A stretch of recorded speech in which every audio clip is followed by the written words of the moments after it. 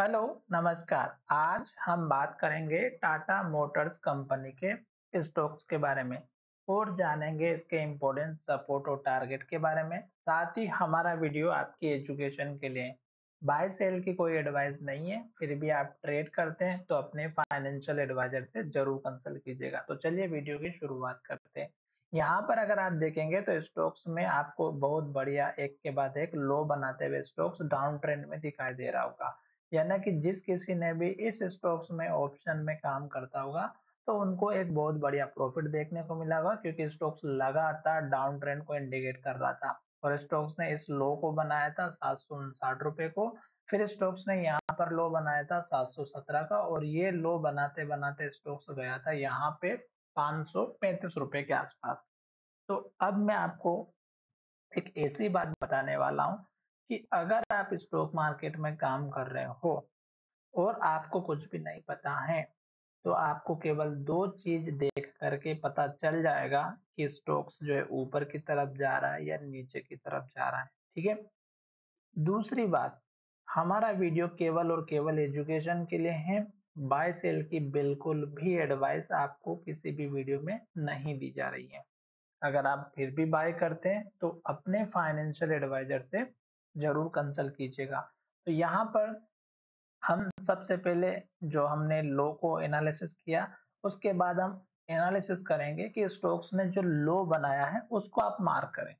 Stokes ने यहाँ पे लो बनाया था, आपने इसको मार्क कर लिया जो कि 717 का था और स्टोक्स में इस कैंडल का हाई देखिएगा 723 का। यानी कि स्टोक्स जब लो बना के ऊपर की तरफ आ रहा था तो इसी लो को टेस्ट किया, यहाँ तक टारगेट हिट किया और एक के बाद एक हाई बनाते हुए ऊपर की तरफ गया और यहीं से फिर स्टोक्स में गिरावट हुई।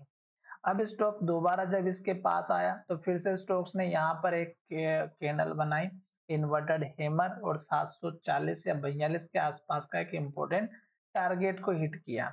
अब 744 का इस कैंडल में भी हाई बना है और इस कैंडल में भी हाई बना है। तो इसका मतलब ये हुआ कि 744 या 42 यानी कि अगर 4 रुपए की रेंज लेके चलते हैं तो बहुत ही इम्पोर्टेंट रेंज बनी हुई है। पर ध्यान रहे कि स्टॉक जब हाई बना रहा था और इन्वर्टेड हैमर टॉप पर बनी थी और जब लो टूटा था तो एक के बाद एक रेड कैंडल और लो बनाया। स्टॉक कहां तक आया?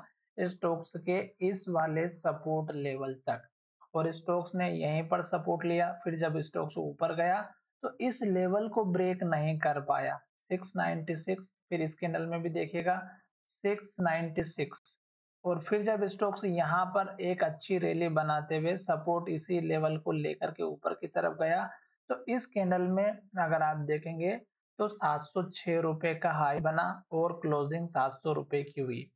पर नेक्स्ट कैंडल को देखिएगा, स्टॉक्स ने हाई नहीं बनाया, पिछली कैंडल के हाई को ब्रेक नहीं किया और जहां से स्टॉक्स ने ओपनिंग की वहीं से गिरावट दिखाई और फिर दूसरी कैंडल भी रेड बनी। और अगर आप देखेंगे आज मार्केट पॉजिटिव था, स्टॉक ने बढ़िया प्रदर्शन किया, ग्रीन ग्रीन कैंडल भी बनाए और स्टॉक ने हाई की तरफ ही क्लोजिंग दी है। अब स्टॉक्स को इस हाई लेवल को ब्रेक करना बहुत जरूरी है 700 के लेवल को, तभी स्टॉक्स हमारा नेक्स्ट लेवल की तरफ जाता हुआ दिखाई देगा। अब अगर स्टॉक्स हमारा 700 के लेवल को वॉल्यूम के साथ ब्रेकआउट करता है तो फिर आप देखिएगा कि स्टॉक का टारगेट एक इस कैंडल का लो जो है 698 का, ये भी वही लेवल है जो कि यहाँ पर बना हुआ है। इस लेवल को वॉल्यूम के साथ ब्रेकआउट करना बहुत जरूरी है, क्योंकि अगर ये लेवल नहीं टूटा वॉल्यूम के साथ तो फिर स्टॉक्स में हमारा मूविंग एवरेज आ जाएगा 200 डेज का और अभी वो जो लेवल दिखाई दे रहा है या उसकी जो वैल्यू है 727 रुपए के आसपास मान सकते हैं, 727 की। तो ये जो वैल्यू है ये धीरे धीरे नीचे की तरफ आ जाएगी और फिर स्टॉक्स को ऊपर जाने के लिए रोक देगी। तो इसलिए वॉल्यूम के साथ ब्रेकआउट करना जरूरी है और फिर आपका जो टारगेट रहेगा वो यही रहेगा 717 से 720 के आसपास, 23 के आसपास का आप अपना टारगेट रख सकते हैं।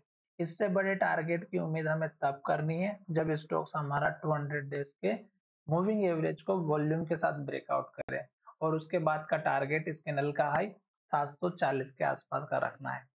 सपोर्ट लेवल की अगर हम बात करें तो स्टॉक ने लास्ट में यहाँ पर ये जो लो बनाया था 666 का यही रखें, क्योंकि ये लेवल अगर टूटा तो फिर आप देखिएगा स्टॉक का सपोर्ट लेवल बनेगा यहाँ पर 635 रुपए का, और फिर स्टॉक्स का सपोर्ट लेवल बनेगा इस कैंडल का लो 606 रुपए का।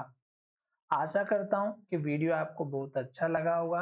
अगर आप स्टॉक लेकर के रखे हुए हैं और स्टॉक में जो कैंडल है वो एक के बाद एक हाई बनाते हुए ऊपर की तरफ जा रही है, तो आपको बैठे रहना है जब तक स्टॉक हाई बना रहा है।